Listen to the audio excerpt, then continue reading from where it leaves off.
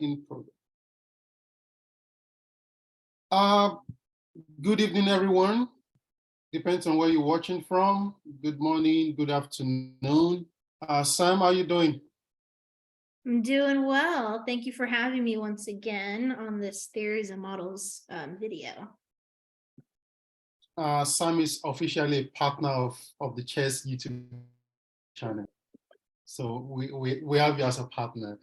And I was thinking we could, do something after the CHES exam is over on public health. So, we'll talk about it. Yeah, absolutely. All right, so congratulations to everyone who has taken the exam. We are happy for you. We have not taken the exam yet.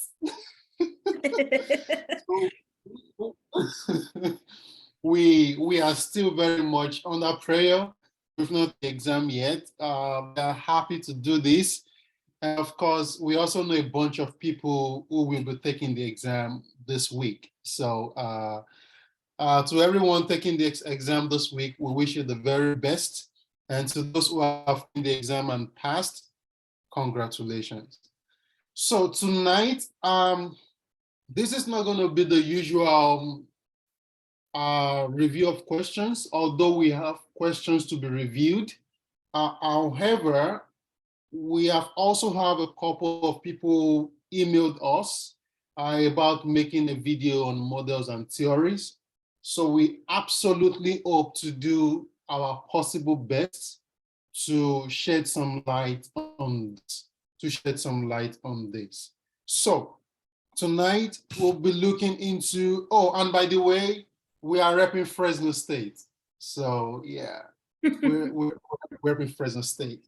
All right, so understanding theories and models in public health intervention programs with a focus on the CHES exam preparation. So this is not just for the CHES, it's something you can always come back to. However, it's being created at this time solely for the CHES exam, all right? So Ruben and Sam, here we go. So theories and models. Now, there is definitely a difference between theories and models.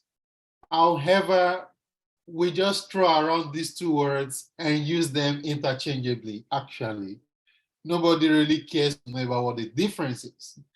So what is a theory? A theory is a set of interrelated concepts, definitions, and propositions that present a systematic view of events, whereas a model is a mixture of ideas taken from a number of theories.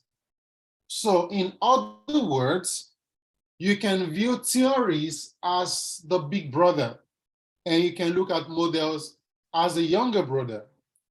There won't be models without theories, but theories can absolutely stand on their own without models. So a model is like a very big umbrella and you come under it, which is the model doing that. So you have a theory, which is a systematic view. And every time we say something is systematic, it means it has a little bit of complexity to it. All right. So every time we say systematic, and of course, a model is just an idea that we take out of a certain theory. So both of them are useful for program planning. They are useful for intervention.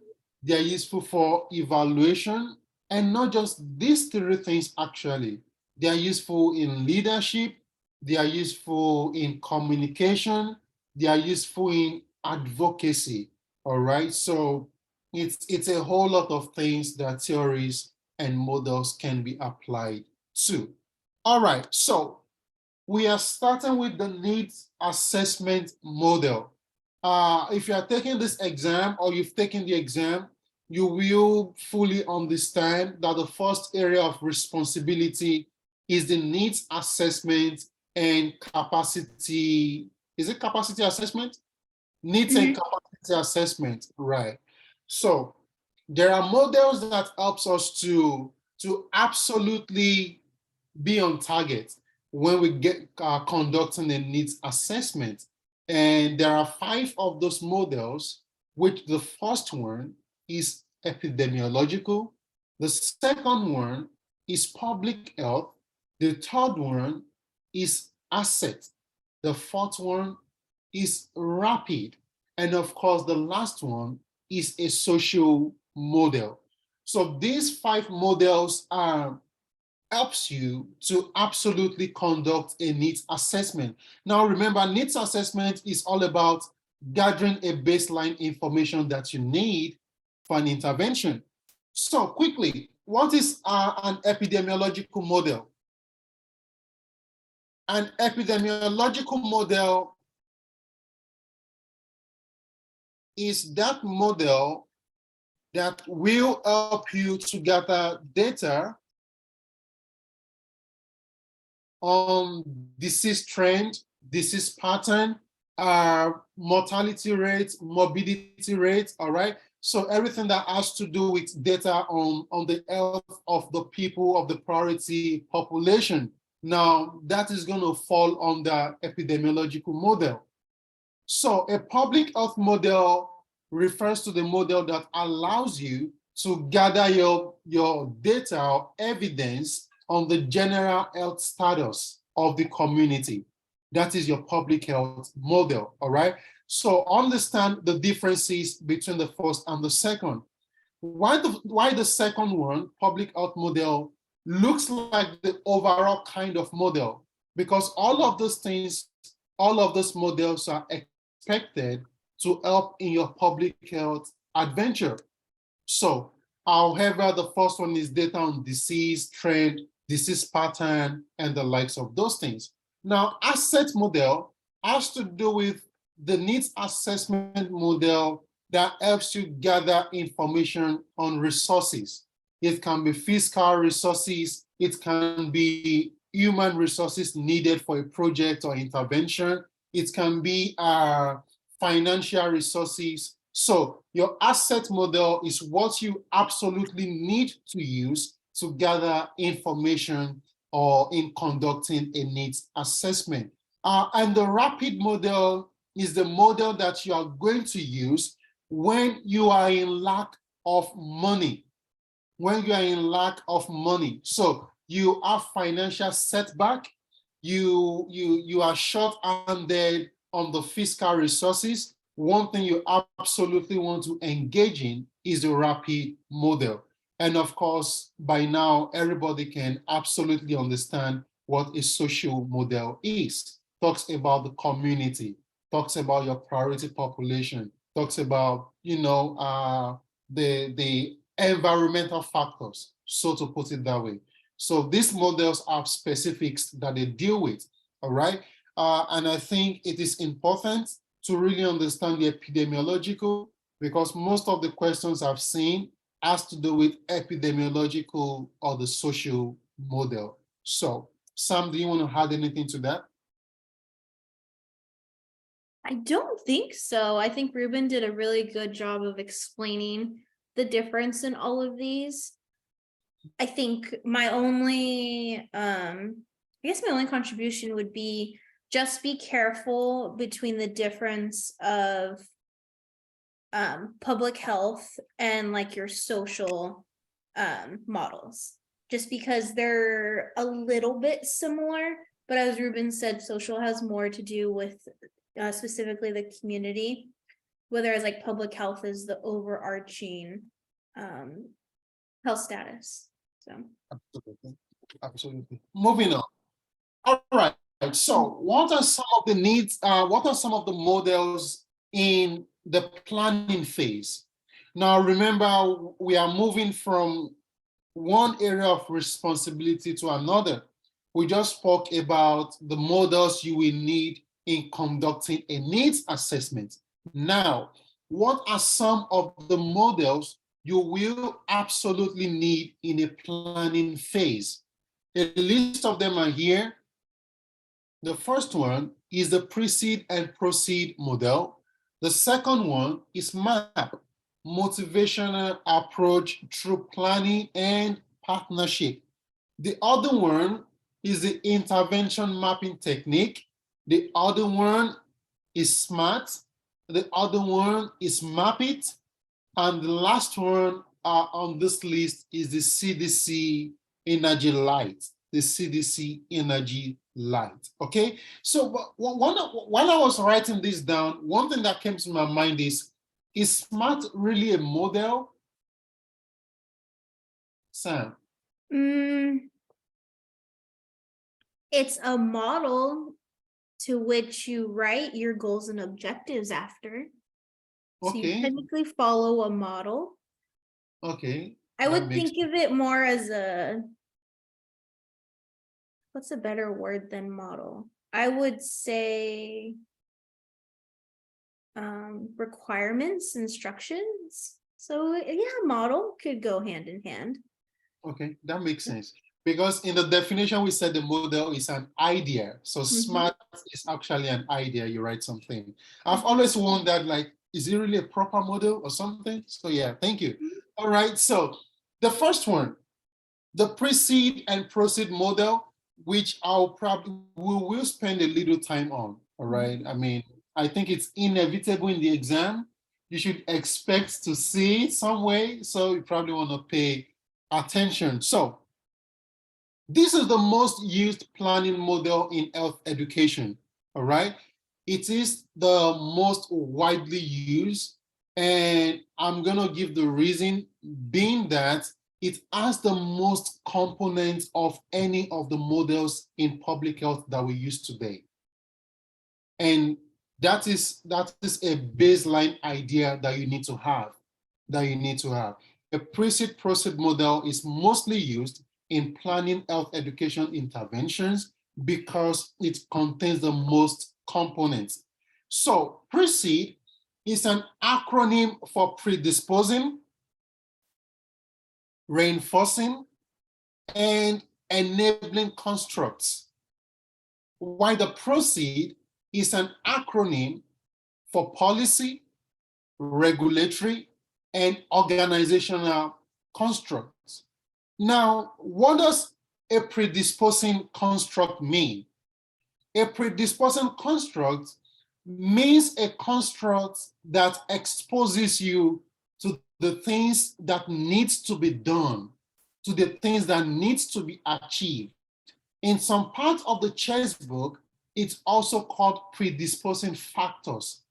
It's a factor that exposes you to what needs to be done, either on the part of an health education specialist or on the part of the population receiving the intervention.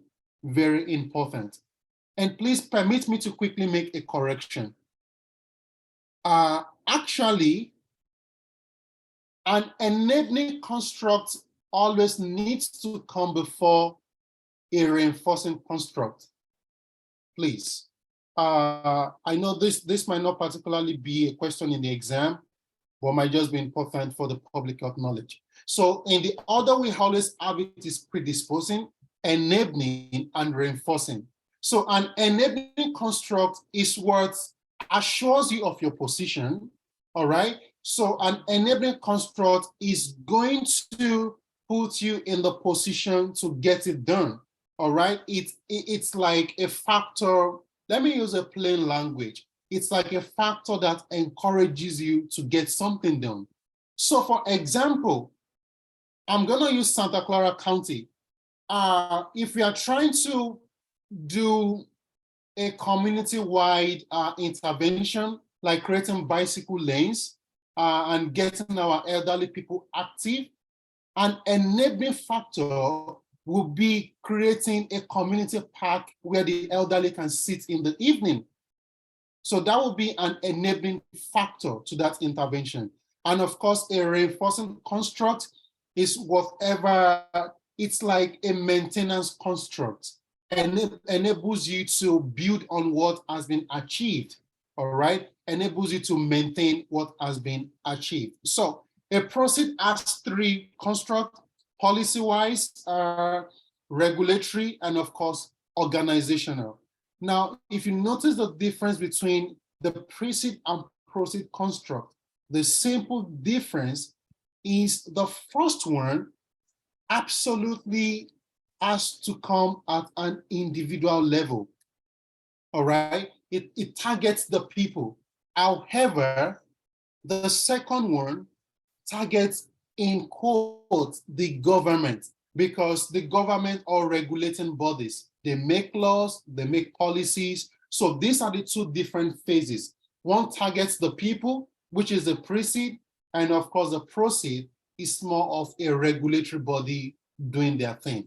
All right, so this was something we had a conversation with Sam yesterday. How many phases are there in the precede proceed model? If you're watching this video, I know you want to say 9. I absolutely want to say 9 too. Okay, I want to do that. However, the book we are using for this exam says 8. I think it will be wise if you are writing the CHES exam to choose 8. Now, if you are doing your thing outside there and you have a textbook that says 9, go with 9. But for the sake of passing this exam, I want to say go with 8. Sam, what do you think? I agree. Go with 8. And if that's an actual question on the CHES exam, that'd be hilarious. But yes, I think for the sake of studying and like bringing it all together, I've been 8. Right, go with 8. So the first 4 is categorized as assessments, and the final 4 is grouped into implementation and outcomes. Now, this is something that will probably not be taught in school, this last point. It's how I actually recognize the precede. I can write it down without making mistakes. I always remember that the first 4 is about assessment, the 5th one is implementation, and the last 3 is about outcomes. So you just have to know what kinds of outcomes are there. Sam, you look surprised. Well, no, I like your way of studying that. I actually view this as a different way, because I see the first 3 as precede and then the last 5 as proceed. So that's how I decided to learn those. Oh, nice. Yeah. But Nice. we all have different ways of doing it. As long as you know which ones are which, then you're good. Right. Awesome. Okay, so let us take a look at the phases. All right. So I have chosen a picture or an image that has only 8 phases, and this was so difficult to find on the internet. Really? Yeah, I had to type precede proceed with 8 phases. Oh, okay. Like everything that came out as at 9. Okay. Okay, so now there is something about this diagram, and we'll be careful in explaining them. So the first one is social assessment. Remember how I said the first 4 phases are all types of assessments. Keep that in mind. All right, because there is a question in CHES that asks you, the 5th phase in precede proceed is what? There is absolutely a question in the book like that. So take note. So the first one, social assessment. All right, Sam, do you want to comment on social assessment? So social assessment, I see it, and I think this diagram does a good job of explaining. It's just the broadest idea of just like the quality of life of the population, just the overall public health, and you'll see like health is like the next one of the population. So social, I kind of think broad, and then yeah. Awesome. So we're talking about the social assessment phase, which should be also talking about the environmental factors. You are assessing the environment, you are assessing the whole community. So epidemiological assessment is what you do in a planning model, to get factual data on the disease or on the health status issue you are talking about. So if you are planning an intervention for COVID-19, we want to get the mortality, morbidity rates on COVID-19. What is the prevalence rate? What is the incidence rate? And just before we move ahead, Sam, do you want to share a little bit on prevalence and incidence, the meaning? Of prevalence and incidence? Yeah. Okay. I may get this wrong, but from my understanding, prevalence is like how much. What's like a good definition? So prevalence is just like how common it is, I want to say. Just like how much of it is out there. Whereas incidence, I think more of like the frequency, the rate, and the occurrence. So I think of incidence more as like a numerical value, because like rate and frequency is something that you calculate. Whereas prevalence, you just know it's there. Right. It's not like I'm trying to use the COVID-19. Well, I guess we can use COVID-19 as an example for this model. So like the prevalence is like how common is it? Like, is it more prevalent here in Fresno, or is it more prevalent in Santa Clara? So just like how common it is. Well, there is like incidence is like the rate and the frequency. So I think more of like a numerical value. So incidence can be like every 1 in 10 people have COVID, or every 1 in 20 people. Absolutely. Yeah. Absolutely. Anything to add? Absolutely. Do I want to add anything? No, I don't want to add anything. I think that's fine. I think that's fine. So the third phase, educational and ecological assessment. All right. So the educational component of this, which is really the health education and promotion aspect. All right. So every time it comes to educational and ecological assessment, you are doing this to know the impact of your intervention. So when you're planning an intervention and you throw in an educational component, you are absolutely gearing towards impact all the time. You're gearing towards the impact assessment, the impact outcome, the impact objectives, And of course, the administrative and policy and intervention alignment. So if this was to be a 9-phased model that we have on the screen right now, administrative will be the 5th one. If this was to be a 9-phased model, administrative will be the 5th one. However, because it is not, administrative and policy assessment becomes the 4th one. And of course, this has nothing to do with the individual. This has to do with government agencies, health regulating bodies, all right? So remember, the first 3 can be likened to individual components and interpersonal components. However, every time you see something that talks about the policy assessment, it is not done by the individual. It is done by a regulating agency, all right? So the 5th one is implementation. The 6th one is process evaluation, which happens after implementation. And you know, Sam, we tried to make this very clear yesterday, although we didn't record the section, all right? That when does the process evaluation happen? After program implementation. After program implementation. After program implementation, please. And of course, the next one is impact evaluation. And of course, the last is outcome evaluation. Outcome evaluation. So the first 4 ones again, phases, talks with assessment. The 5th one is the deal breaker, implementation, and the last 3 outcomes. And of course, process impact and outcome evaluation. All right. So again, I understand there are a few questions on the book. So let me quickly add this.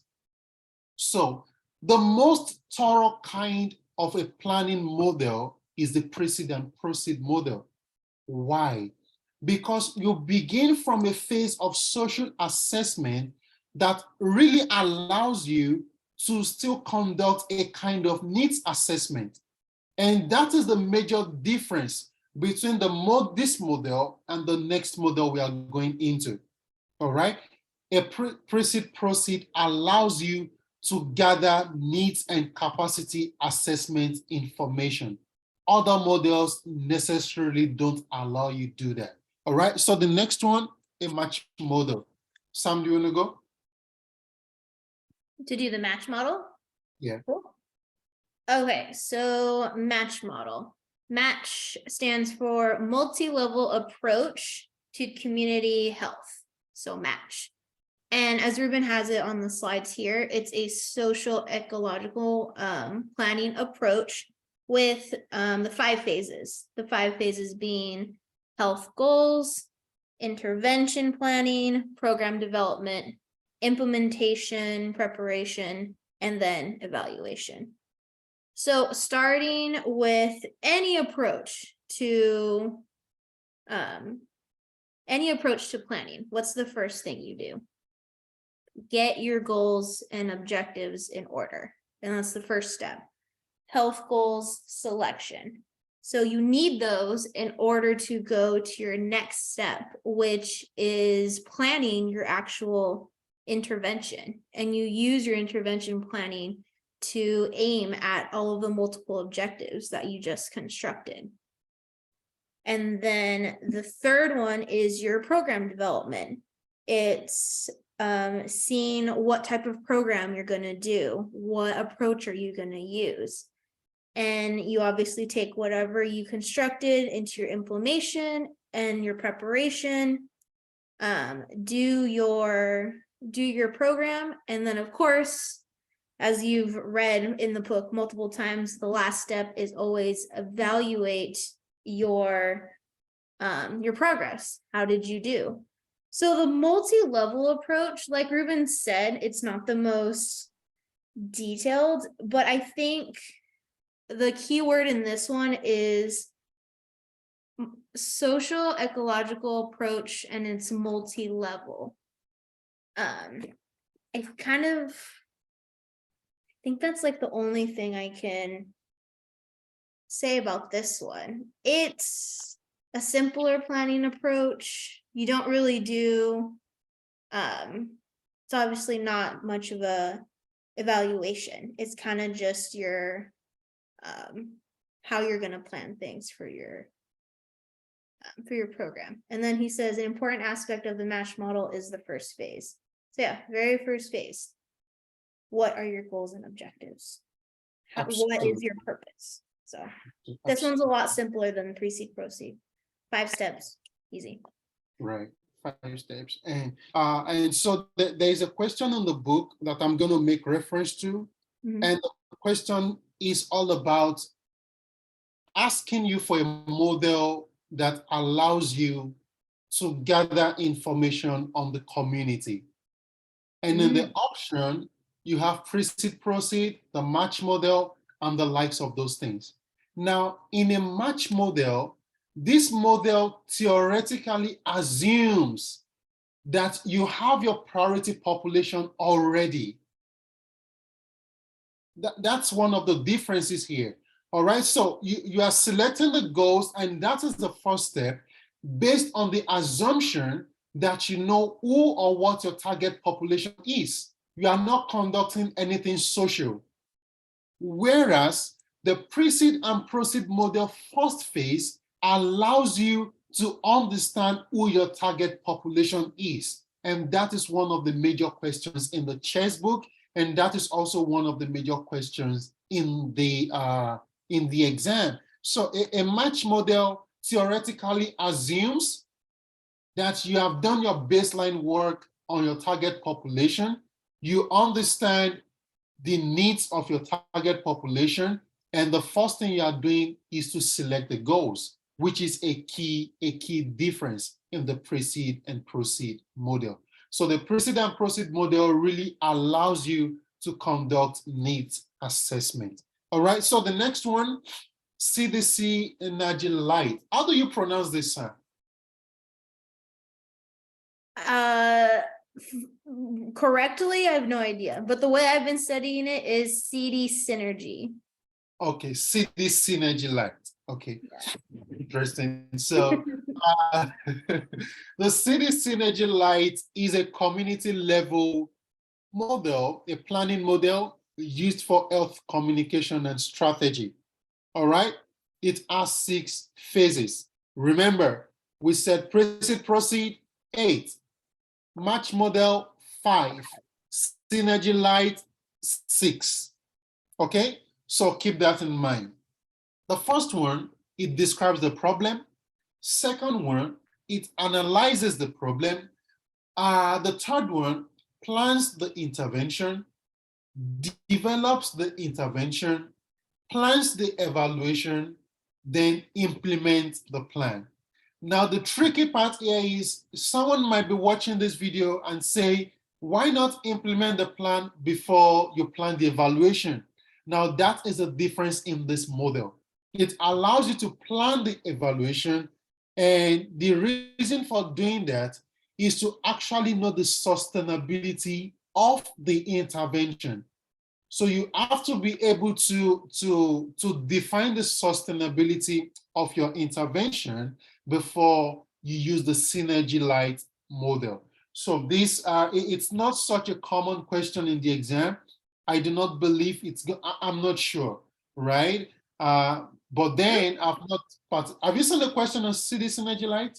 That's what I was just about to point out. In all of the questions that me and Ruben have gone over, I don't think there's been one on CD synergy. It's been like a multiple choice option, but Right. I haven't seen one. Right. It's mostly been like a decoy option. So you probably want to, focus a little on the match model, understanding what the first step is. All right. The first step is health goal selection, which is different from the proceed, which is not necessarily gathering of information on the environment, the people, and social assessment. All right. So the next one, map. Map, mobilizing for action through planning and partnership. The map is let me see. Can you still see my screen?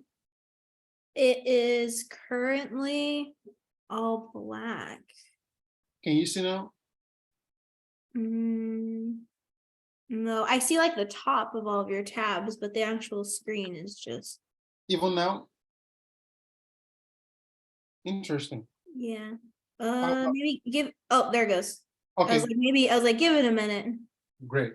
All right, so the map, mobilizing for action through planning and partnership. It's a community-driven strategic planning model directed at local public health systems. The framework is centered around strategic thinking to prioritize and finding resources to address them.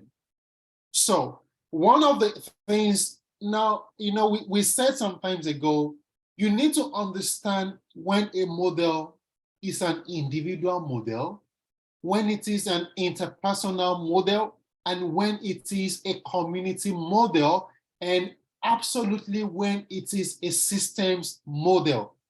So this is not particularly a model at an individual level. It is a model at a community level. However, it is also a systems model, more like a systems for health education specialists, right? So as 6 phases, organize and partnership development, visioning, it also contains 4 assessment levels, just very similar to the precedent proceed. It identifies strategic issues, it formulates goals and strategies, and you have the action cycle. Now, let me quickly comment on the action cycle because it's also another question in the CHES exam. Every time we talk about the action cycle, we are referring to an implementation phase. An implementation phase in the public health system is also referred to as the action cycle. I know it's a question in the CHES exam. I can't remember the area of the question, but I have seen that question. Okay, action cycle and implementation cycle. So unlike also the CD Synergy Lite, it has 6 phases. It allows you to organize a partnership. So in this case also, it has nothing to do with gathering needs assessment information. No, it doesn't allow you to, it's not at an individual level. It's not at an interpersonal level. It's at a community level. So you are looking at a much larger group of people. You are looking at a coalition. So you talk about what the vision statement is. You talk about the assessments you are looking at. It allows you to identify the strategic issues at hand.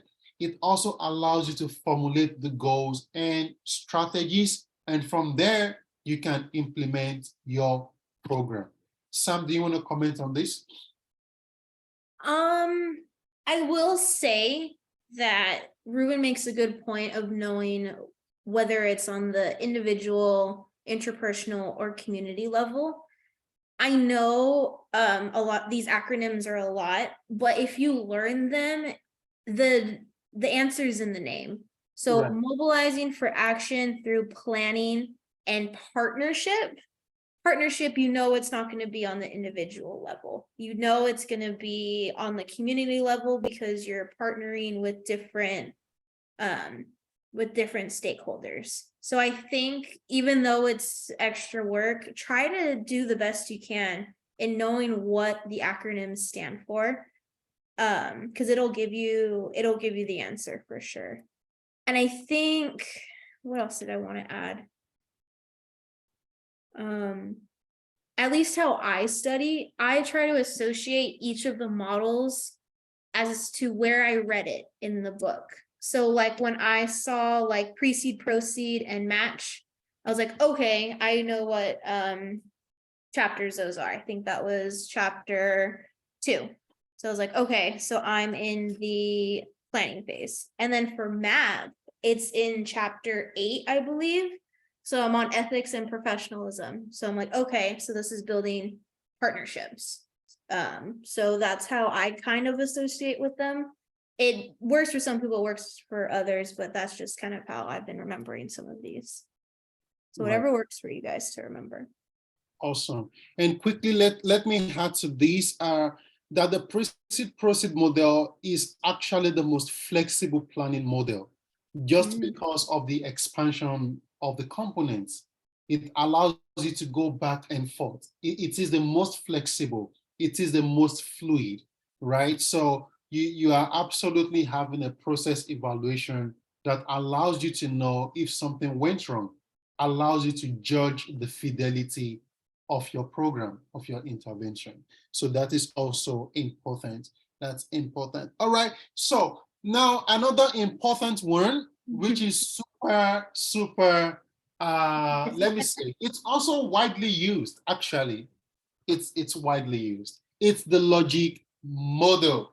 So this is something we had to do also. Was it with Dr. Kapitman or someone? Yeah, for one of our classes, we had to create like a logic model. I think we've done multiple in our graduate classes. So yeah.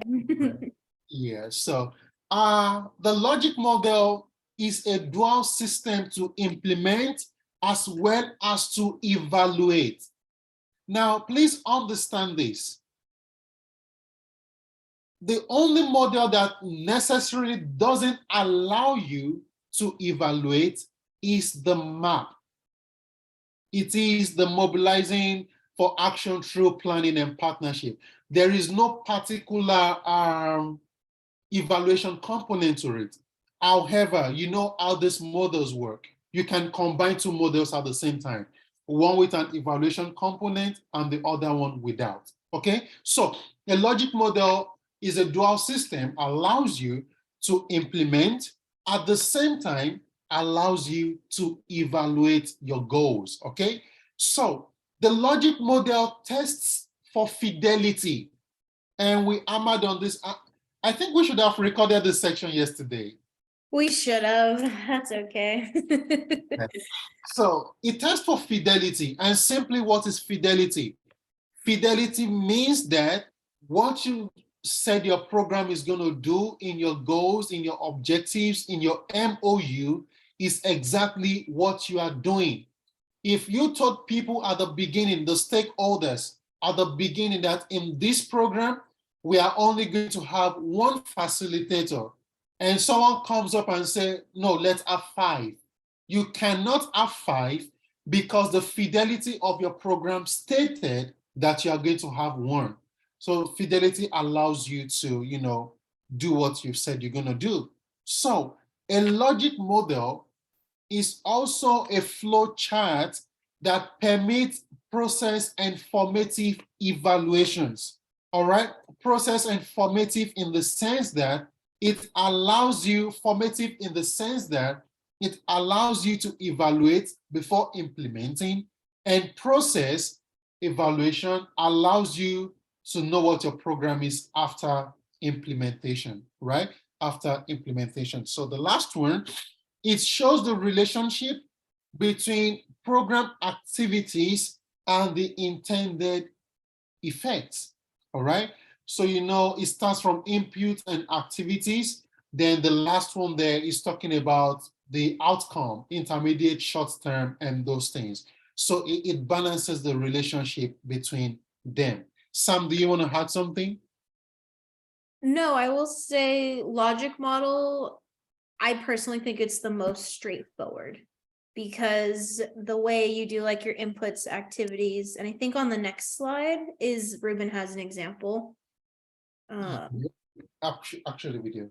Yes, We I have think this is the most straightforward one. And because you do your inputs, your activities, what comes out, and then you just go into your outcomes.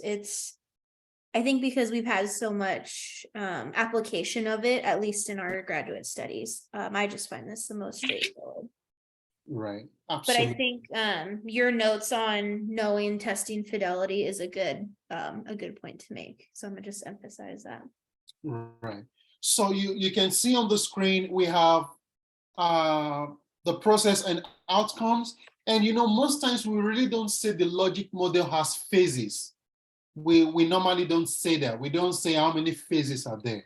All right. However, it starts from a place of inputs. All right. What is going into your program? What are the resources?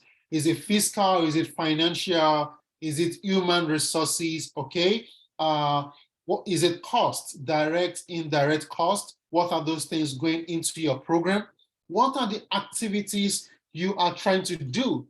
So if you are having a tobacco intervention program, are you trying to teach people withdrawal syndrome, or are you trying to teach them how to overcome peer pressure in their schools, right? So what are the activities you have lined up? And of course, you come to outputs. Then of course, you measure your outcomes. Is it a short-term outcome? Is it an intermediate outcome? Or is it a long-term outcome? So absolutely, the logic model goes from a place of process to outcome, just like that, just like that. So it's actually one of the most used models in planning a program. And I think it's super simple, it's super effective, and it's super flexible because you can always go back to make adjustments on your logic model. Sam, it feels like you want to add something. I was gonna do the emphasis on planning model. Okay. It is a planning model. Yeah, it is absolutely a planning model. All right, so I think we have 2 review questions. Perfect. Okay, interesting. Okay, a health education specialist chooses a 6-step framework in which participatory planning, multiple theories, and a system approach are used to address intervention development for adoption and sustainability. This arrangement refers to which of the following? Number one, precede proceed. Number two, behavioral centered design. Number three, a logic model. Number four, intervention mapping. This is such an interesting question. Yeah, I think it's definitely trying to throw people off with the amount of words that are in here. Because I think when you see like 6-step framework, you try to remember how many steps were in each of the models and theories that we just went to. Don't let that fool you guys. I think a big thing of approaching these questions is try not to be so focused on the like the little logistical things. Try to think of like the bigger picture. So don't let that 6-step framework like trip you up and automatically go there. Look at the other vocabulary that it uses, like systems approach or intervention development. Absolutely. Mhm. So it says we are choosing a 6-step framework. However, Sam, I'm also gonna say something that slightly negates what you said. Oh no. Okay, go. Okay. Okay, so Sam is absolutely right. However, if this was to be the exam, I'm gonna say if we are choosing a 6-step framework, that is absolutely not a precede and proceed model. Because if there's one thing you learned so far throughout our whole thing, it's that precede proceed is 8 steps. It's 8 steps. So you absolutely want to take that out. Mhm. Now, then you ask yourself, the logic model, you come to that. What is a logic model? We said it takes you from process to outcomes. It is not as complicated as these explanations they are giving right here. It is not multiple theories. It is not a systems approach.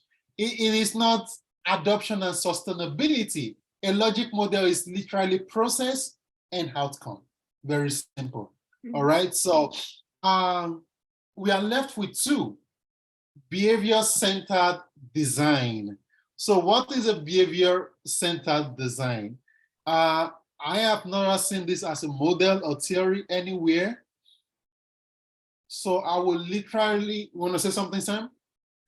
I don't think I've seen it either. Right, I think I've seen it in our other classes, but not in the CHES book at all. right. So if something is centered around behavior, that is you're trying to change an approach of people to things, which is more like an individual-based approach. However, this is already saying it's a multiple theory. It's a systems approach. It is not individual. Every behavioral system is actually an individual system, or most sometimes interpersonal. So we are also eliminating this. Now, the question is, someone might be saying, but you didn't talk about intervention mapping. Okay. So what do we tell those people? Interesting. So now in the CHES book, in the entirety of the CHES book, it talks about only 2 types of mapping: intervention mapping and data mapping. And I'm going to explain. The key word is mapping. An intervention map, okay, generally mapping in public health means that you are trying to combine similar theories together. It means you are trying to combine similar approach. For example, a data mapping technique will be combining qualitative and qualitative means of gathering data together at once. You are just combining different things. It's a systems approach. So in this case, the answer is intervention mapping, because for your intervention, you are trying to put together multiple things. You are trying to, like we said, Not all theories have an evaluation component.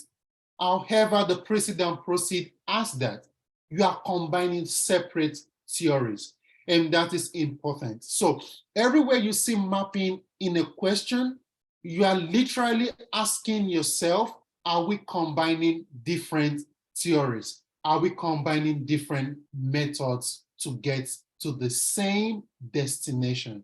That is important. Sam, do you want to add anything? No, I think what I've learned from Ruben is he has these very insightful explanations about things, of how to approach questions. Like yesterday it was fidelity and today it's mapping. So I think a good way to think about that is exactly what he's saying. Right. Mapping is bringing together all of these things. All So of these together. keyword there. Right. Okay, so let's see. I'm trying to shrink these so this can come up. Okay, Sam, do you see this, the last one? Yeah. Yeah. Okay, you want to read? Yeah, of course. A health education specialist is considering multiple models, i.e. assessment, behavioral change, and planning, during planning of the needs assessment process. Which of the following is most likely reason for using this strategy? It will assist in identifying types of data needed for the assessment and the factors that may impact development of the intervention, assist in creating a systematic approach to conducting a needs assessment and developing an intervention, provide insight for developing strategies to engage the community in the assessment process, provide the components to create a logic model and to identify gaps. Heavy set, or it's a very wordy question, I will say. When I first look at this, I look at the benefits of using like the multiple models is where my first instinct goes. So let's see.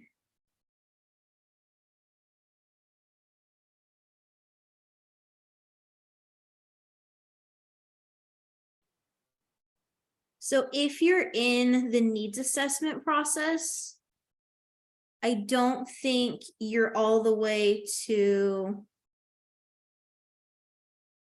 the logic model just yet because you're still assessing. So I automatically don't do D. Okay.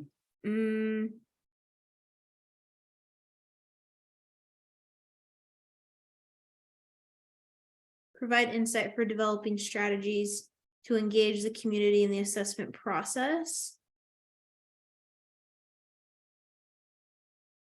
I want to say it's also not that because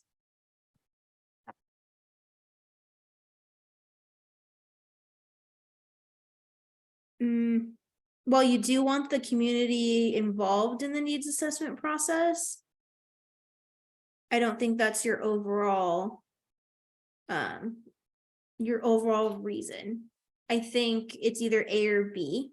So either creating the systematic approach for conducting a needs assessment or identifying the types of data needed for the assessment and factors that may impact the intervention.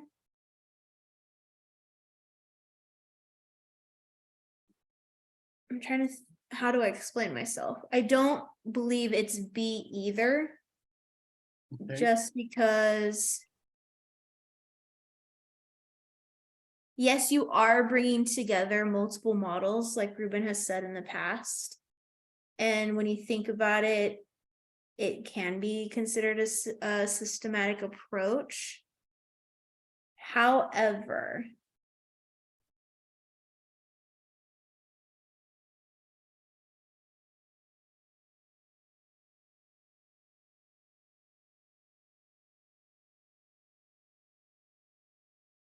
I think I'm still sticking with A. Assist in identifying types of data needed for the assessment and the factors that may impact the development of the intervention.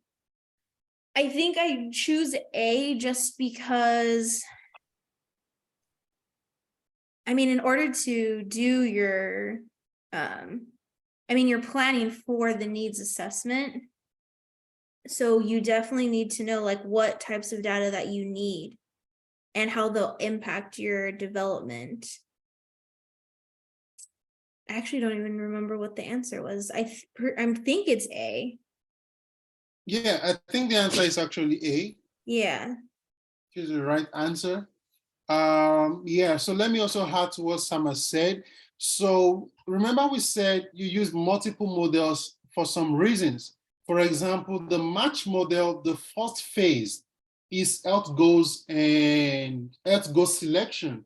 You don't have data on the priority population, right? Mhm. And what is the most important thing we do in the needs assessment process? Gather data. To gather data on the Mhm. priority population. So you are using multiple models because literally some models don't allow you to do the most important thing in the needs assessment phase, like the match model, right? So you absolutely want to, do it because you need data for needs assessment and you want to understand what impacts intervention. Okay, so next question. If the health are interesting, if the health education specialist begins the program by identifying desired outcomes, all Mm. right, by identifying desired outcomes, the most appropriate model would be what? Okay, so this question is literally telling you, like, the model you are choosing, the first phase is identifying desired outcomes. That is the most important thing here in the statement. All right, so we said SMART is a model that you use for objectives. Objectives is different from outcomes. You are not trying to identify objectives, so we are striking that out. Remember, we said precede and proceed begins with a social assessment, all right? So a social assessment is not outcomes. Those are two widely different things, all right? Patch, I absolutely don't know what patch is. Sam, do you have an idea? Is that the model in the book? No? Nope. I think it's just trying to throw you off to think it's match. And it is Yep. not match. So please remember, once again, we said the first step in a match model is the selection of goals and outcomes. Very important. I was telling Sam yesterday, there are some things in the book, you just need to know the first step and the last step. We should have recorded yesterday's session. Dang. Yeah, there are so many things like that you just really, you absolutely just have to know what the first step is and what the last step is. So the first thing in a match model is really identifying desired outcomes, okay? And of course, that can also mean identifying the desired goals. Identifying desired goals, all right? So the right answer here is match. Right answer is match. Second one, Hold on.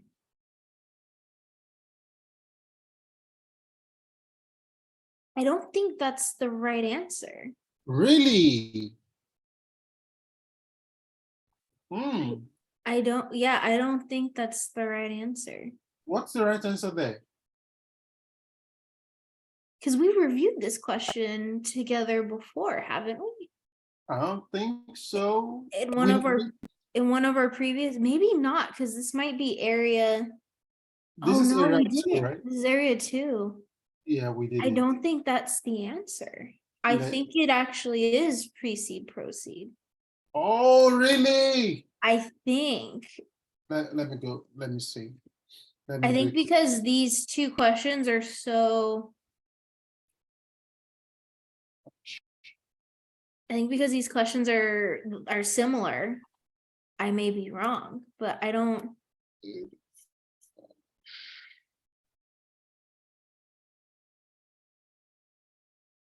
Yeah, I think desired outcomes is precede proceed. Oh, why is it precede proceed? because that's your impact. That's your process impact outcome. But it The says last four. first.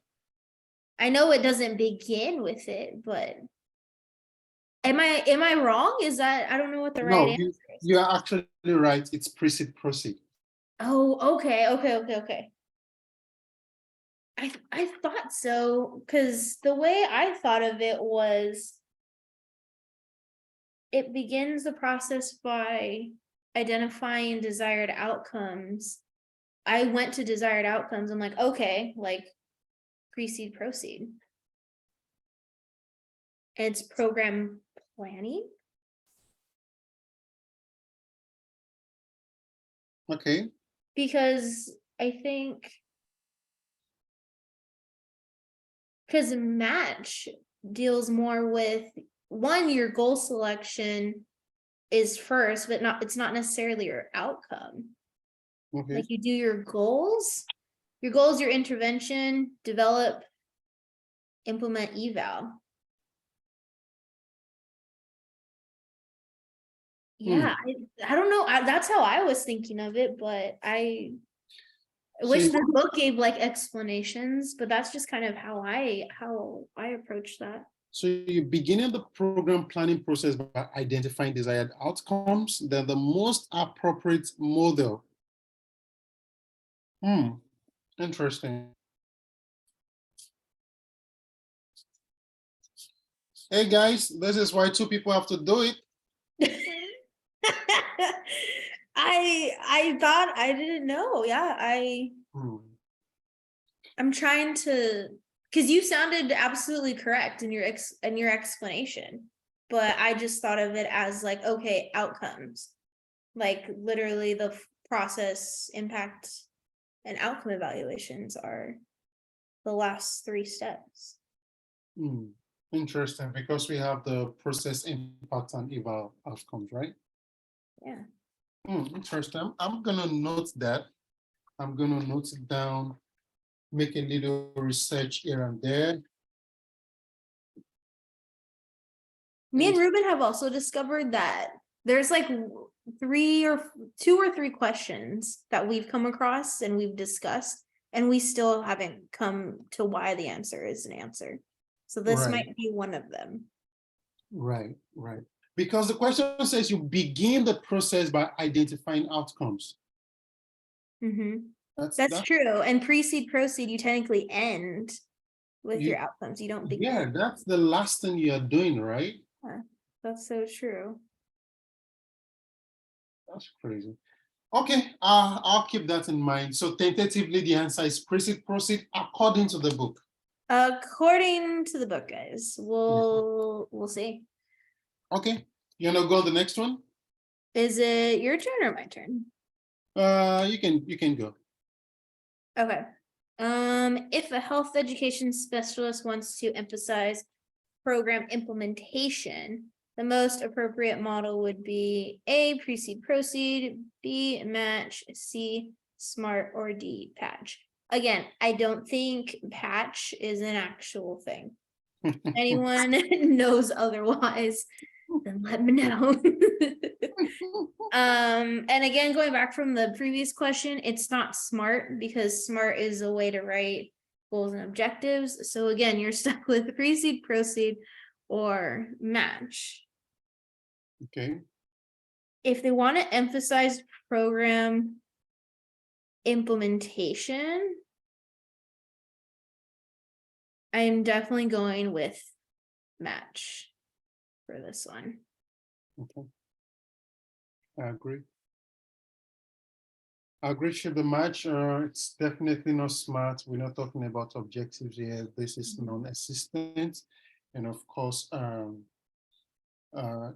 you know, the funniest part is this: the precede also has an implementation component, right? True. Yeah, but if you're going to emphasize program implementation, because in the precede proceed, you have like 8 phases and 6 constructs to emphasize on. Like it's actually a very wide model. So of course, this is just 5 phases and allows you to absolutely stay on those, allows you to stay on implementation. So however, this question is something I am still going to look at and see. I'm going to look at it and see. Okay, let's move on. Evidence-based theories and strategies. All right, so evidence-based theories and strategies. Theories are pillar of every well-planned intervention. And I also believe that theories are where health education principles are derived from. All right, so they have constructs that can help health education specialists to measure the change in a program. So one of the reasons why you do a program is you either want to see an immediate change or a long-term change. All right, program assessment, implementation, and planning have theories and models that are peculiar to them. All right, so models are not the same everywhere. And you need to understand which one goes with which phase of program intervention. So these theories can be at an individual level, interpersonal level, or the community level. So moving on, we did this already, actually. We had this already, so we're not going to stay right there. Now, let's look at this. We have categorized this into the individual level, interpersonal level, and the community level, according to the book. So the individual level is the first one, trans-theoretical model. The second one, health belief model. The third one, theory of reason action. And of course, the last one, theory of planned behavior. Interpersonal level, social cognitive theory, social support, and of course, the community level or the system level, you have the diffusion of innovations theory, community organizing and mobilization, and of course, you have the ecological models, all right? So let's begin. Oh, how do we do this, Sam? Let me see something. Let me see something I was here. gonna say, I thought you had individual slides for each of those. Oh, you I did. Just slightly behind. Just slightly behind. All right. So, okay. Let me see. Oh, this is like one of my favorite models in the book. Diffusion of innovation. No, the motivation model. Oh yeah, Ruben totally loves these guys. We were talking about what's our favorite behavior change model. I am a fan of social cognitive theory. Yep, not my thing. Ruben's a fan of, what is your theory of planned behavior or trans theoretical? I kind of like trans theoretical too, because it just applies to so many things. Okay, so let's begin. Individual level at the trans theoretical model. All right, so the TTM is also called the stages of change model, which is something that you will probably see in a question that is not saying TTM, but also saying stages of change model, the same thing. It is a behavioral assessment model, and it has 6 stages. All right, the first one, pre-contemplation. The second one, contemplation. The third one, preparation. The next one, action. Next one, maintenance. And of course, termination. So let us use this image here to define what these levels or what the stages are. So what is a pre-contemplation stage? You have someone who is addicted to cigarette smoking, and this person is seeking help. All right. So let us use this to define the stages in which that person will have to go to overcome that addiction. The first one is pre-contemplation, which is the stage in which this person does not acknowledge cigarette smoking as a problem. In a pre-contemplation stage, you do not see the issue. You do not see the health problem as a problem just yet. Okay? Now, in the contemplation stage, you have come to the knowledge that this is a problem.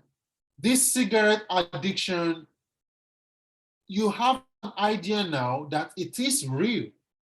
Now, a preparation stage, you have absolutely of the awareness or of the knowledge that you want to stop it.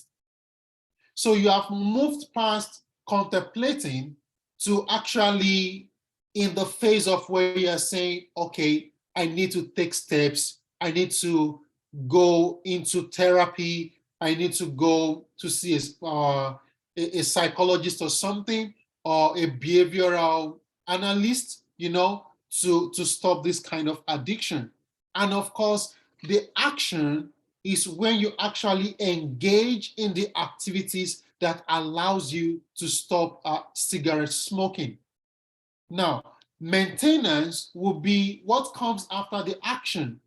You are trying to preserve the phase in which you are not smoking, in which you've literally just moved past the stage of the action.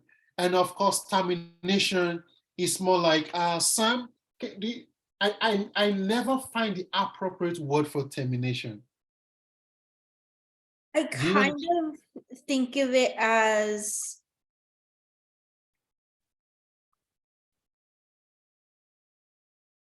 kind of like I think it's become I don't want to say a habit. Okay. Or like it's become like a habit or like a lifestyle choice to where it's just a part of who you are and you don't want to go back. You don't have any motivations to go back to how it was before. Like Right. it's your new health habit. It's your new there you go, health habit, I guess. Absolutely. So at this stage, you are not thinking about it, you are not exposed to it, you don't have the affinity for it. You are not even thinking of going back to smoking. So those are the 6 stages. And absolutely, there are questions in the CHES exam on this model. So the diffusion of innovations theory. Sam, do you want to go? Sure. So diffusion of innovations theory. So this is actually a community level theory.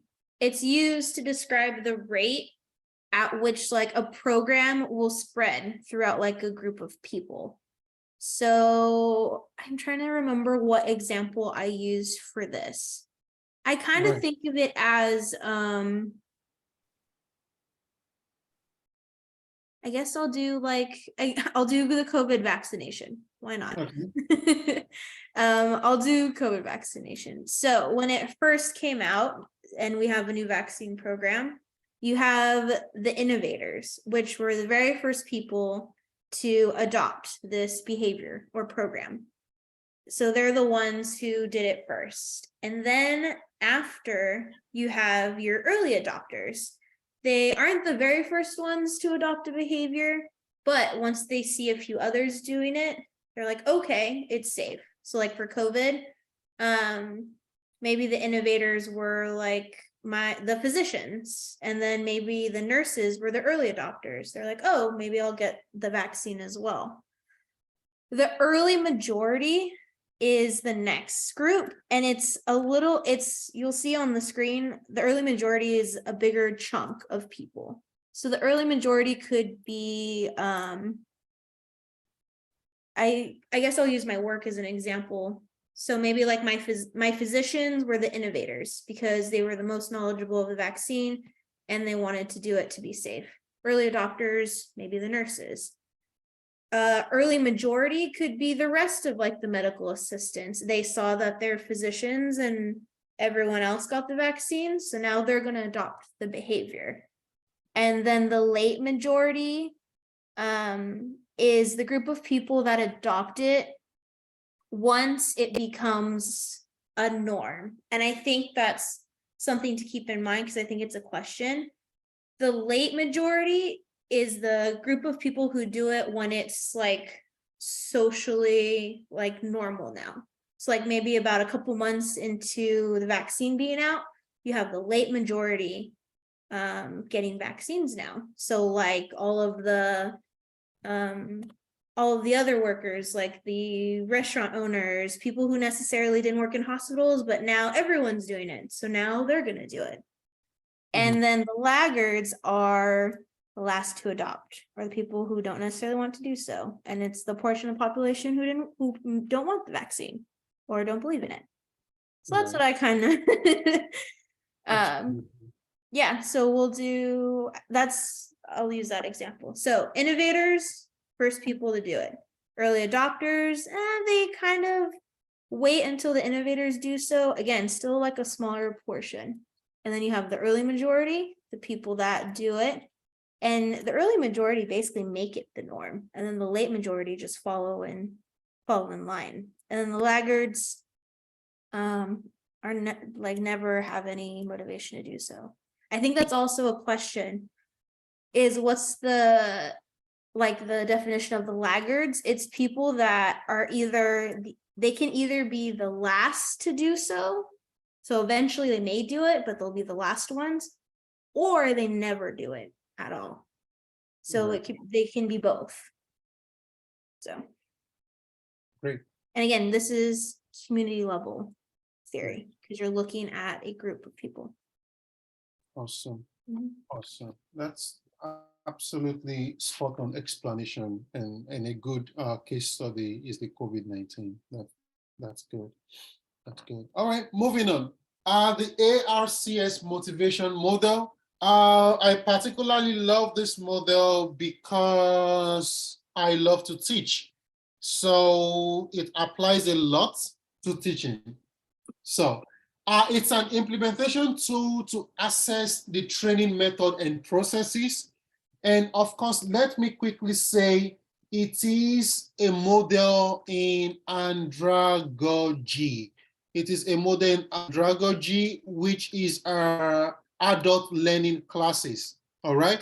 So if you ever go into an adult learning, work, teaching adult classes, please, this is a model you absolutely want to take note of. So the intent in the ARCS model is to provide learners with the necessary time and the effort to acquire new knowledge and skills. The motivational categories are in the picture above, and I will explain what they mean. So in the ARCS model, there are 4 categories to this. The first one is the attention. The second, relevance. The third, confidence. And the last one, satisfaction. So the first one, attention, simply refers to how do you gain the attention of the participants. All right, remember we're talking about this is a training class. It's used in a training environment, an educational environment. So how do you gain the attention of these individuals or these adults? Because it's an andragogy model. How do you gain the attention of the model of the adults? So that is the first phase. The second phase is relevance. Why is it important to them? How should they tie this to their past experience? And that is one of the most important parts in relevance. You want to tie this to their past experience. And I had this experience. Some months ago. I was in West Fresno Family Resource Center. I was supposed to teach an adult class, all right, on behalf of where I'm having my internship. And when I got there, I shared my screen to, I made a presentation at the PowerPoint. But when I saw the list of the adults in the class, they were either truck drivers, they were either cleaners, they were either farmers. So they had no idea of epidemiological data. I would be wasting my time. So what did I have to do? What I had to do was to bring down the topic and tell them, tell me your experience about cancer. Have you ever had anybody in your family who had cancer? And that is the relevance we are talking about here. How is the topic relevant to them? You are tying it to their past experience. You are tying it to the knowledge that they have already.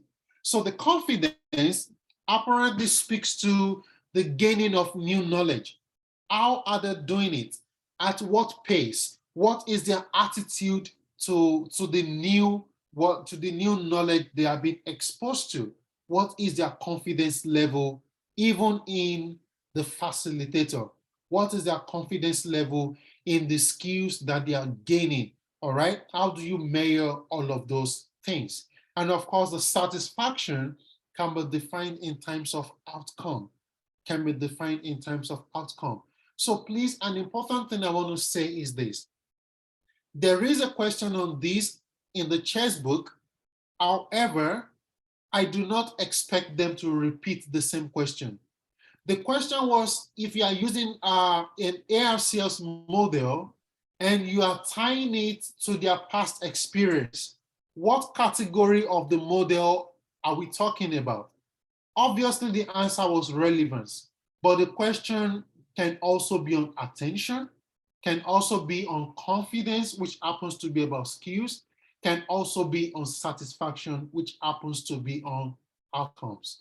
So you have to be extra careful and understand what these four categories, what they mean. That is important. Sam, do you want to chip in?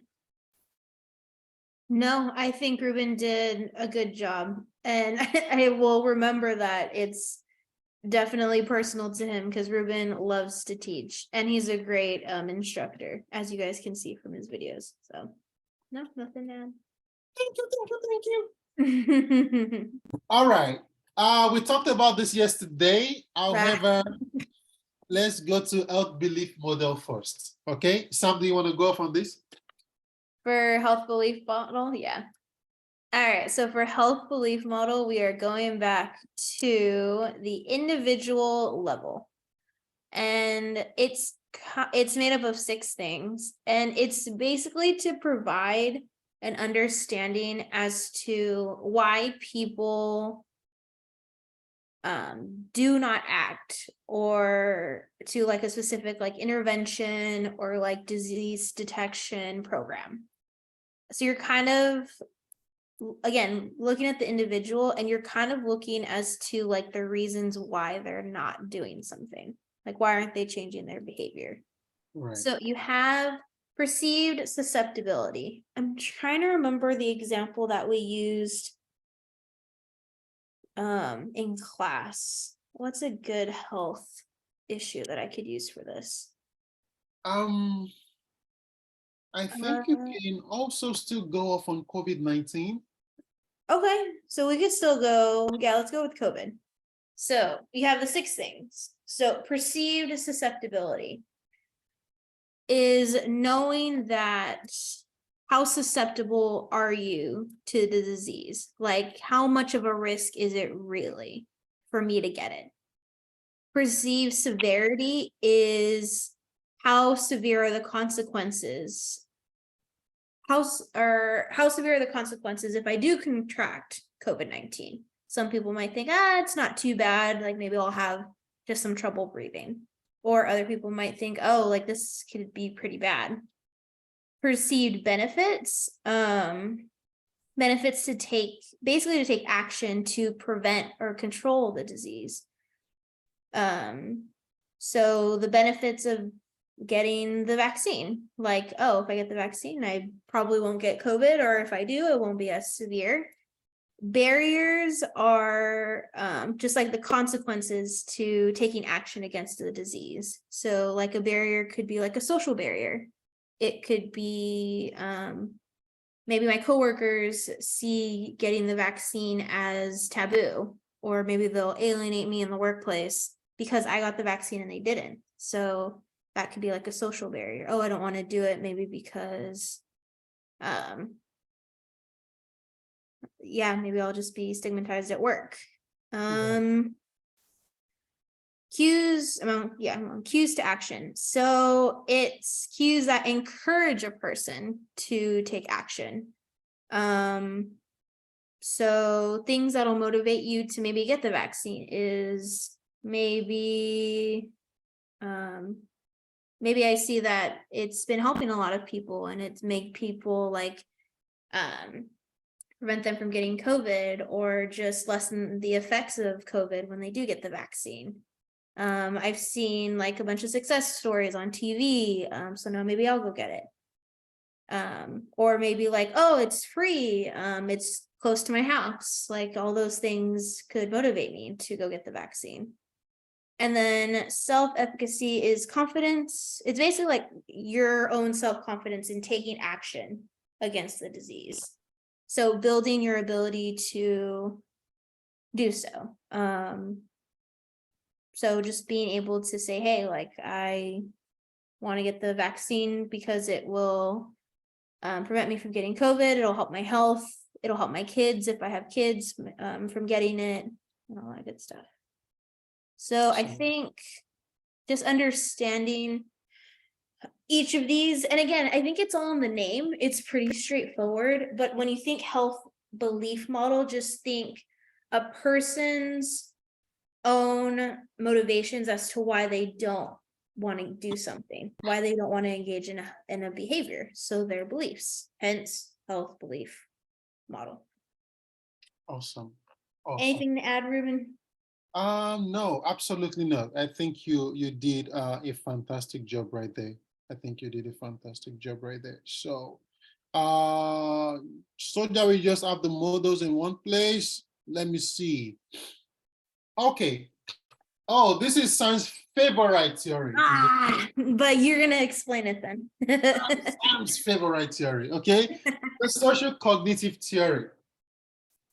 It's a description between a person, his environment, and his cognitive processes and behavior. So for example, let's stay on the COVID-19. All right. So personally, and I'm sorry to say this, I really didn't want to take the vaccine. However, I worked in an environment at the time that it was compulsory. All right. So my cognitive process and my behavior literally had to adapt to that. And that is why here you see situational factors.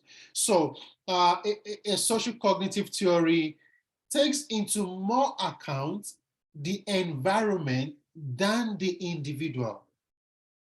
All right. So takes into more account what is affecting the environment, what is affecting a much larger population than the individual itself.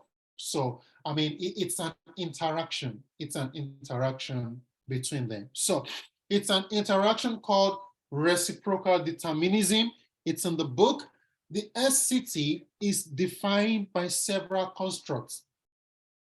And some of those constructs are self-efficacy. Sam just explained that. Knowledge. Okay, what is the individual's knowledge of a certain issue?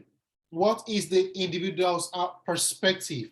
What do you believe? What is your disposition to a certain health issue? Now, what is your skills level? All right, what is your skills level? Of which your skills level and your knowledge are intertwined together. They do go hand in hand. So it is highly impossible for you to be so knowledgeable and have zero skills. It's not possible. Remember, we said it is an interaction. Okay, what is the outcome expectation? What is the normative belief? what is the observational learning, what is the social support, and reinforcement. So initially we said reinforcement construct is whatever really enables you, what builds on the enabling construct. It allows you to be super motivated to get it done, all right? So what is the social support? In some countries, there were incentives for people that took the COVID-19. That is a reinforcement construct, all right? So it has constructs that are tangible, emotional, informational, and appraisal, and of which they are appraisal. Sam, just because it's your favorite, you still have to comment on this. I don't think I did a good job. I just like it because I'm very much into like social psychology and how the behaviors of others and opinions of others as a Western society affect us, and we let it. And I think it's so fascinating. So it's between you and your environment can be your social environment, the people you're surrounded with, the people you work with, the people who are who you consider influences in your life. That's all a part of your own cognitive process and your behaviors, which I find so fascinating because we really do care about like what other people think, what other people do. I'm a person that is working on that personally, but yeah, normative beliefs, the behavior of those around you, like observational learning, like learning what to do by seeing what like others do type thing.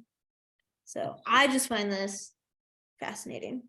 Absolutely. So That's good. You know, she loved the theory so much. I'm like, okay. Yeah, and I think it's something that's like mislooked, especially like when you're trying to tackle like health issues in the West. Right. Like if we focused on like the type of environment that you're in and what you surround yourself in and creating like a cohesive collective behaviors, I think it's a good approach that should be used. Like, yes, you're individuals, but you're also like living in this social environment because there's so many people and people affect people. So I think using that to our advantage as health educators is severely overlooked. So it's my opinion. Sure. Thank you. You see, she absolutely loves it. All right. So what are the strategies for monitoring implementation? We have 3 here. We are only going to talk about the first 2. So the first one is a Gantt chart. And the second one is CPM, a critical path method, which has 3 other names like critical path analysis or an activity network diagram. But I think in the exam, if you come across, it's going to be written as critical path method. All right. The last one is PERT, PERT, program evaluation and technique review. Gantt chart. It is a program to task to progress tracking tool. So it allows you to create a program. It allows you to create a schedule. It allows you to input the task, and it also allows you to measure or monitor the level of accomplishment, which is the progress, okay? Which is the progress. It is a designated bar chart with functions such as it shows the task of a project, it shows the time frame for each activity in detail, has people representation, shows you the steps, shows you the sequence, shows you the duration. So on a Gantt chart, you're going to see something like dates. You probably see something like a timing, all right? You see something like the schedule. You see something like the months, okay? When it's going to be completed, when it started, at what stage are we in this program tracking right now? You are able to see all of those things. All right, so It indicates milestones and allow the progress and accomplishments to be monitored. All right.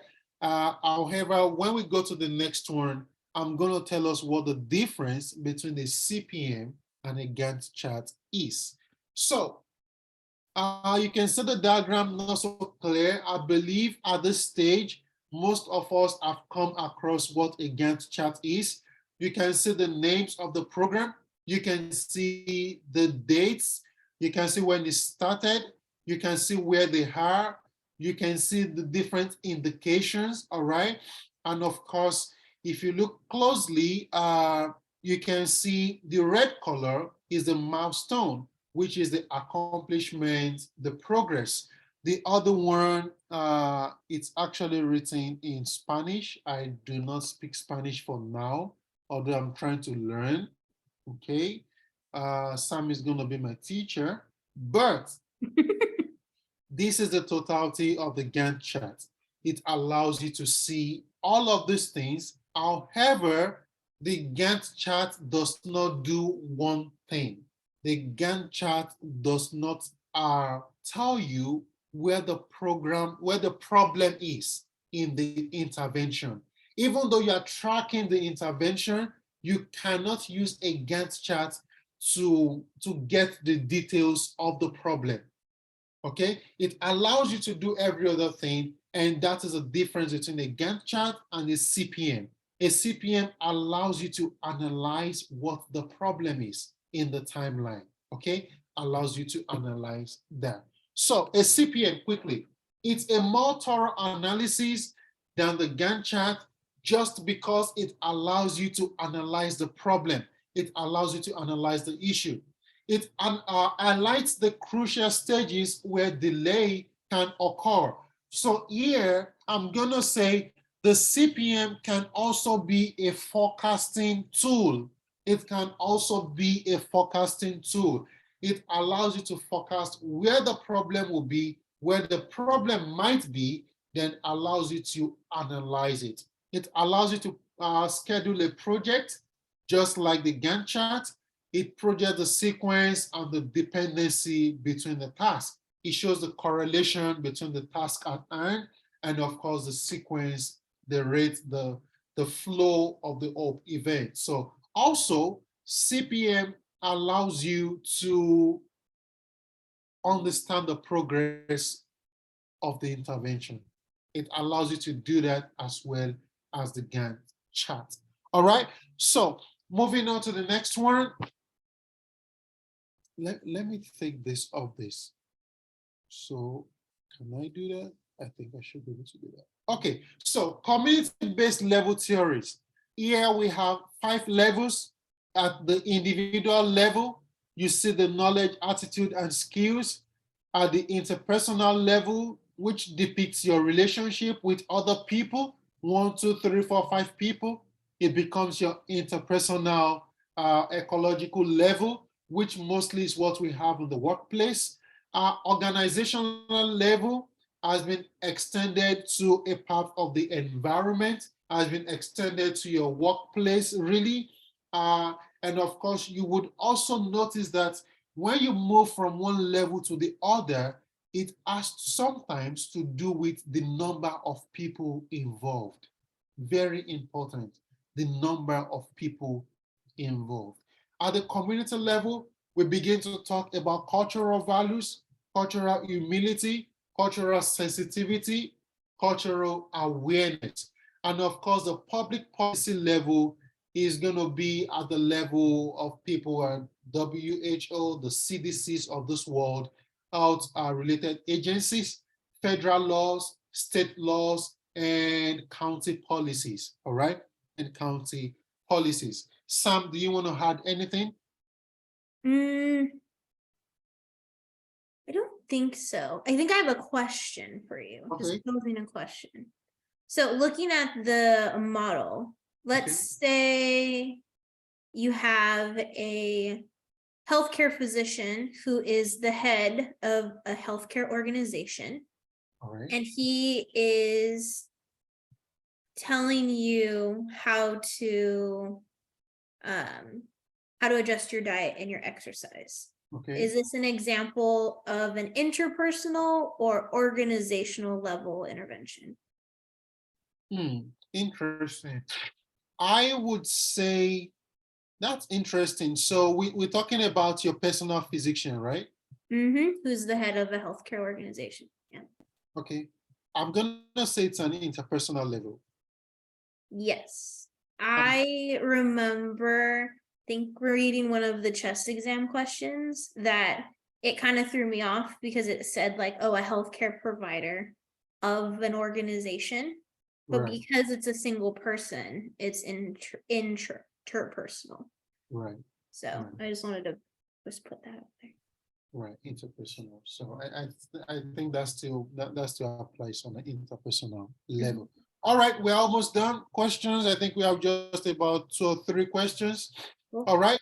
When conducting a staff training following the ARCS model, the health education specialist wishes to improve the trainee perception of relevance. Remember, we have 4 things: attention, the A stands for attention, the R stands for relevance, the C stands for confidence, and the S for satisfaction. Which of the following would be best to use? So this question, and first of all, you need to understand what this word stands for. Because if you don't, how do you know that this relevance stands for the R here? You will know that. So again, so the question is asking you, which of the following applications will be best to use? Meaning, we are considering relevance. So what is relevance? What is relevance? So like we said before in the explanation, when you talk about the ARCS model, when we talk about relevance, you are trying to tie the instruction to the past experience of your listeners, of your class, okay? Of your class, all right? So if you are encouraging new skills, that will be the C acronym here. You are trying to foster a new level of confidence in them, all right? Of course, if you are maintaining attention, that is the first acronym of attention, all right? That is the first level acronym there, attention. And if you are trying to build positive new learning expectations, sometimes, to build a positive learning expectation for adults, it takes confidence, as well as you can also regard it as a means of satisfaction. It can go either ways. It can go either ways. But please, every time you try something to people's past experience, it really has to do with relevance. You are trying to tell them, this is why we are doing this, okay? This is how it relates to you. That is relevance. All right. So Sam, do you want to go on the last one? Sure. So according to the diffusion of innovations theory, some groups in the population are resistant to change. These groups are referred to as the what? I explained this theory earlier. So, so if you're listening to the video and you've been with us this whole time, maybe pause the video, take a moment to think, what were the 5 groups of people that we discussed earlier? Which ones were the ones that were resistant to change? And that would be the laggards. So C. Absolutely. So the laggards are resistant to change. They don't want it. It's like something we have in Africa where the older generation, they don't want anything to do with iPhones. It's not their style, right? They are not the picture taking generation. They are just resistant to that kind of change. So they will absolutely be laggards. Okay, the last but not the least, the health education specialist is working with the community to conduct legislative advocacy for change. What is the best theory to assist you here? Interesting question. All right. So you're working with a community group and you want to conduct legislative advocacy. Interesting. First of all, it's not trans-theoretical model. Your 6, pre-contemplation, contemplation, action, maintenance, termination, and those things. That's not what we're asking for. All right. So now it says community group. You're trying to conduct a change in the community. So it means that we are trying to look at a community level based theory. So this is how we answer this question. I'm going to ask myself, is the theory of planned behavior a community level theory? Interesting, I don't know. Social cognitive theory sounds like something that is right. Why am I being thrown off on this question? You know this. Think about, remember, individual level, interpersonal level, Right. community level. Which ones? What's theory of planned behavior? Is it individual, interpersonal, or is it community? All right. So I think it's at the community level, right? Theory of planned behavior? No. Oh, theory of planned behavior. Isn't this individual? Yes. Yeah. Mhm. Yeah, individual. Okay. Social cognitive theory is mine, and it's between people, so it's interpersonal, so not yes. community level. And of course, I think one of the ways I really understand the social cognitive theory is always to see if there is an element of cognizance in the question. Because this is such an important word. It's such an important word. So of course, we're left with a community organizing model. And of course, community organizing model, there are about 5 to 6 of them. So you probably want to check back into the book and understand what that is, All right, so we have come to the end of the models and the theories. We hope you find it useful. We hope it is helpful. Thank you so much, Sam. Sam, do you want to say something to our listeners? No, just thank you all for watching. We hope you found this helpful. Again, I just like to preface that this was Ruben's project in the making, and he so generously let me be a part of it. So I just wanted to thank him again, and yeah, I hope this helps people. All righty, all right.